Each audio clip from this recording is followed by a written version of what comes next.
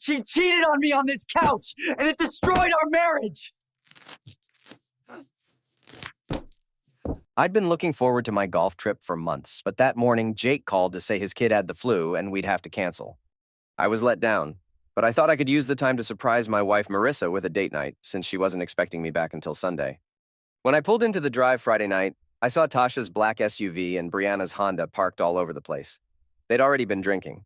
Marissa was having one of her wine nights with the girls. Perfect. I could surprise them, grab a beer, and hang out. Instead of going in the front, I walked around back to the deck. I smelled citronella candles and heard their loud laughter. They were drunk, wine glasses clinking, Tasha's loud laugh cutting through. I was about 20 feet away when I heard my name. I froze. Then Marissa's voice rang clear. "He's too dumb to know I've been cheating with his best friend for years." The words hit me like a punch. I stepped back, my bag sliding off my shoulder. Her friends burst out laughing like it was the best joke. Tasha yelled, "Girl, you are terrible!" But she was laughing too. They all knew. Years, she'd said. How long had I been blind? Brianna asked, "Does Dylan ever feel guilty?" Dylan, my best friend since college, who came to my barbecues, who I stood beside at his wedding. Dylan, who knew everything about me, even how much I loved Marissa. "Are you kidding?" Marissa laughed. "He loves the thrill. We did it on the couch last Tuesday while he was at work. The same couch where I'd napped Sunday. That crushed me harder than anything." They went on. Chicago wasn't solo. Girls' night was cover for dinners. A weekend at her sister's was really with him. I remembered that weekend. I'd missed her so much I sent flowers to her sister's place. My hands shook as they tore my marriage apart like gossip. "The best part," she said, "is that he actually thinks Dylan is loyal. If he only knew." That broke me. I picked up my bag and walked back to my car. Their laughter carried on, unaware their secret was gone. I drove around for 20 minutes, gripping the wheel so hard my knuckles turned white. Marissa's words echoed in my head again and again, each time like a punch. Then my phone buzzed with a text from her. "Miss you, baby. Having wine with the girls. Can't wait for you Sunday. Love you." The heart emoji made me sick. How could she send that after bragging about betraying me? I stopped at a 24-hour diner with a flickering neon sign. I called Marcus, my old college roommate. My voice cracked. "Marcus, I need help. Marissa's cheating with Dylan. It's been going on for years." There was silence. Then he said softly, "Jesus. Are you sure?" I heard her. She laughed about how dumb I am, how I never guessed. They joked about how I trust Dylan. "Listen," Marcus said firmly, "do not go back there tonight. Come to my place. We'll figure this out." At his apartment, he made coffee and opened his laptop. "Tell me everything. Then we'll get you the best divorce lawyer in the state." The hardest part wasn't proof. It was pretending things were normal while I gathered it. That morning, I sat in my car 10 minutes, rehearsing what to say. I came up with a lie about the trip being cut short. When I walked in, Marissa was cooking her usual hangover breakfast, eggs too cheesy, toast a bit burnt. She looked up, and for a moment I saw panic before her bright smile. "Baby, you're home early." She rushed to kiss me. Her breath still smelled of wine, a stain on her pajama top. "I thought you weren't coming back until tomorrow." "Weather turned bad," I said smoothly. "Jake's flight was canceled, so we called it off." I kissed her back, tasting lies. "Looks like you had fun with the girls." She laughed, the same laugh I'd heard outside. "Oh my God, we got so drunk."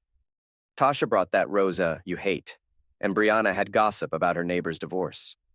Her easy mention of divorce made my stomach twist. For the next week, I became a different person. On the surface, I was the same reliable husband I'd always been, but underneath, I was gathering evidence with methodical patience. Every time she left her phone unattended or took a shower, I was building my case against her. The text messages told the story I dreaded. Months of explicit conversations with Dylan, starting innocuous but quickly becoming graphic. Pet names I'd never heard her use, photos I wasn't supposed to see. Plans made around my work schedule, around the very fabric of our shared life. The messages went back over 2 years. That weekend, she'd said she was visiting her college roommate. She'd been with Dylan at a bed and breakfast upstate. The work conference in Chicago, where she'd claimed her company was too cheap for a +1, Dylan had been there, probably in the same room. The cruelest part was how casually they discussed me. Not with malice exactly, but with the casual dismissal you'd give to a mildly annoying pet. Dylan worried I might get suspicious about his frequent visits. Marissa assured him I was too trusting to put the pieces together. They joked about my predictable schedule, my habit of falling asleep during movies, how I always announced my plans days in advance. My reliability had become the foundation of their betrayal. Moving to our laptop, I found our joint bank account records showing charges at restaurants I'd never been to, hotels in cities I'd never visited with her, shopping sprees during weekends I thought she was with family. She'd been funding her affair with our money I'd earned with 60-hour work weeks. There was a charge for a couple's massage at a spa resort the same weekend she told me she was at her sister's baby shower. A wine bar bill for exactly 2 people on a Tuesday when she'd claimed to be working late. Hotel charges during a weekend I'd spent at my mother's house while Marissa had supposedly been home with the flu. Claire Monroe's law office surprised me. Warm and inviting rather than the sterile intimidation I'd expected. Claire herself was sharp and efficient, getting straight to business without false sympathy. After I told her everything, she outlined the strategy. You're going to document everything, but smart. No confrontations, no dramatic accusations. The element of surprise is your biggest advantage right now. She gave me a detailed checklist.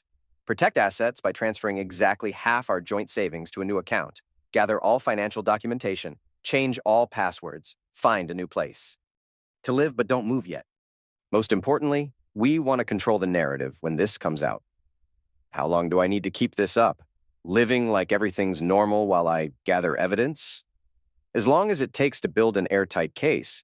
Could be weeks, could be months. The stronger our position when we file, the quicker and cleaner the divorce will be. We want to control the narrative when this comes out. The morning of Marissa's charity gala, the event she'd been organizing for months as her chance for a promotion, I felt oddly calm. After 6 weeks of careful planning, documentation, and strategic positioning, today everything would change. She looked beautiful in her new navy dress, nervous and excited about her big night. For 3 months, she'd been organizing this fundraiser for the Children's Literacy Foundation, where she worked part-time. 200 guests, silent auction, keynote speaker.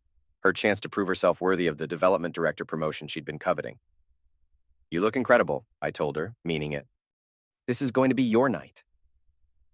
The irony of reassuring her on the day I planned to destroy her life wasn't lost on me, but I genuinely wanted her professional moment to succeed. What happened afterward was about our marriage, not her career. After she left for the venue, I opened my laptop. The nuclear file was ready. Every piece of evidence documented, cross-referenced, and verified. All that remained was pulling the trigger. The first email went to Amanda, Dylan's wife. I'd agonized over this approach. Amanda was innocent in all of this, a casualty who deserved to know the truth but didn't deserve to be blindsided. Dear Amanda, I wish there was an easier way to tell you this, but I think you deserve to know that Dylan and my wife Marissa have been having an affair for the past 3 years. I've attached some evidence that will help you understand the scope of what's been happening. I'm sorry you have to learn about this, and I'm sorry I didn't find a way to tell you sooner. The second email went to Marissa's parents, Jim and Carol, who had welcomed me into their family with open arms and still sent birthday cards with handwritten notes about how lucky they were to have me as a son-in-law. I am writing to let you know that I've discovered Marissa has been having an affair, and I will be filing for divorce. I wanted you to hear this from me rather than through gossip or secondhand information. I've attached some documentation that explains the situation. I hope you know how much I valued being part of your family. The third round went to key mutual friends. Not everyone, but people whose opinions mattered most in our social circle. I positioned myself as the reluctant messenger, the devastated husband who discovered something terrible and was trying to handle it with dignity. By 6 p.m., the story had spread through our entire social network like wildfire. Amanda's reply came first. Oh my God, I'm so sorry. Thank you for telling me. I confronted Dylan and he confessed to everything. I can't believe this is happening. Then Jim, Marissa's father. We're shocked and heartbroken. We had no idea. Thank you for handling this with such class. You'll always be family to us regardless of what happens between you and Marissa. As the afternoon wore on, responses multiplied, friends expressing shock and support. Dylan's panicked text messages asking if we could talk about this like adults. Marissa's sister calling to ask if the rumors she was hearing were true. The carefully constructed social media image of our perfect marriage was crumbling in real time. At 8:30, just as Marissa's gala reached its peak, I drove to the venue and parked across the street. Through the tall windows, I could see the party in full swing. Women in cocktail dresses, men in suits, champagne glasses, auction bidding. Marissa was in her element, gliding between groups with confidence, thinking her life was exactly as it appeared. I sent her a single text. We need to talk when you get home. It's important. When she walked through our door at midnight, riding high on professional success, the divorce papers and evidence were waiting on our kitchen table. Her face went through a range of emotions: confusion, recognition, panic, then desperate calculation. "What is this?" she asked, though her voice suggested she already knew. "I think it's pretty self-explanatory," I said calmly. "I know about Dylan. I know about everything. I heard you laughing about it with your friends 6 weeks ago." She tried denial first.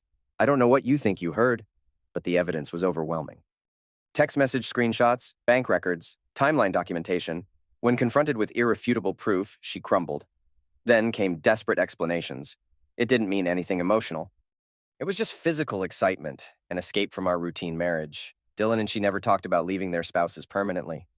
"So you decided the solution was having an affair with my best friend for 3 years instead of talking to me about feeling bored?" She broke down completely, tears streaming as she realized the magnitude of what she'd lost. "I've destroyed everything good in my life for something that was never worth it."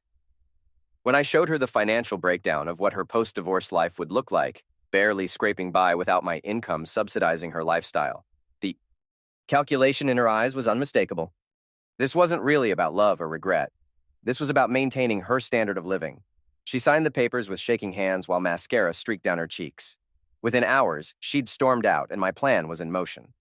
The social collapse was immediate and devastating. By Sunday morning, my phone had dozens of missed calls and messages, but the radio silence from certain people told the real story.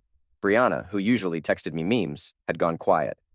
Even Marissa's cousin Lisa had stopped interacting with any content, including both of us. The most telling silence came from Dylan. Not a single message since Amanda confronted him. According to mutual friends, he'd been a complete wreck, calling in sick to work, avoiding usual hangout spots, desperately trying to save his own marriage. Professional consequences materialized quickly. The nonprofit couldn't afford scandal, especially with conservative donors who cared about family values. Despite her gala's success, Marissa became a liability. Board members were reconsidering her promotion. Within a week, Dylan's wife had filed for divorce and moved out. Marissa had moved back with her parents. The woman who'd seemed so powerful manipulating me behind my back now seemed small and pathetic in defeat. The divorce finalized 6 months later, overwhelmingly in my favor. The infidelity evidence was so overwhelming that even in our no-fault state, the judge considered it when dividing assets. I kept the house, the better car, most of our savings. Marissa got enough money to survive about a year if careful, plus the bitter knowledge that her choices had cost her everything. But the real satisfaction didn't come from watching her fall. It came from building something better. I reclaimed our house room by room, replacing shared memories with my actual preferences. The king-size bed where she'd lain next to me while planning encounters with Dylan went to charity, replaced by a queen-size frame no one had slept in before me. I rejoined the soccer league I'd quit when Marissa complained weekend games interfered with social obligations. I reconnected with college friends, work colleagues I'd never socialized with while married, neighbors I'd only known casually. Without coordinating with a spouse's schedule, I was free to accept invitations spontaneously. Work became more engaging without the underlying tension of home life. My productivity increased, and I volunteered for projects requiring travel or extended hours, opportunities I'd turned down, thinking I had a marriage to nurture. My supervisor noticed the change and hinted at promotion possibilities. Financially, without Marissa's spending habits and lifestyle expectations, my income went much further. The house payment, which had felt burdensome when splitting expenses, was easily manageable alone. For the first time in years, I was saving significant money rather than wondering where it all went. A year later, I encountered Marissa at a hardware store. She was looking at paint swatches for her parents' garage apartment where she was living. She looked different, younger somehow, dressed casually in jeans and a sweater I didn't recognize, hair shorter than during our marriage. We made awkward small talk. She was working part-time at the library, planning to move to Oregon for a fresh start with a nonprofit position. "It's entry-level, but it's honest work, and I like helping people find what they're looking for." "I owe you an apology," she said suddenly. "Not just for the affair. I apologized for that already, but for the way I tried to manipulate you that night at your apartment, acting like my financial situation was your responsibility to fix." She'd been in therapy, she explained, trying to understand her choices. I realized I'd gotten so used to managing your reactions, presenting information to get what I wanted, that I'd forgotten how to be honest about what I was thinking and feeling. "What did you figure out?" "That I was scared. Scared of being ordinary, financially insecure, not being the person everyone thought I was. The affair wasn't about excitement. It was about feeling powerful and in control of something secret. When that fell apart, I tried manipulating you into fixing it because I was terrified of facing consequences alone." She seemed genuinely changed, taking responsibility rather than manipulating. "I hope you find someone who deserves you," she said as we parted. "I hope you find peace," I replied, meaning it completely. Driving home, I realized seeing Marissa hadn't reopened wounds or stirred complicated feelings. It confirmed what I'd learned over the past year. The best revenge wasn't destroying her, but building something better in the space her betrayal had created. The life I'd built wasn't just good compared to the deception I'd been living. It was good in its own right. Honest, straightforward, built on choices I'd made freely rather than compromises extracted through manipulation.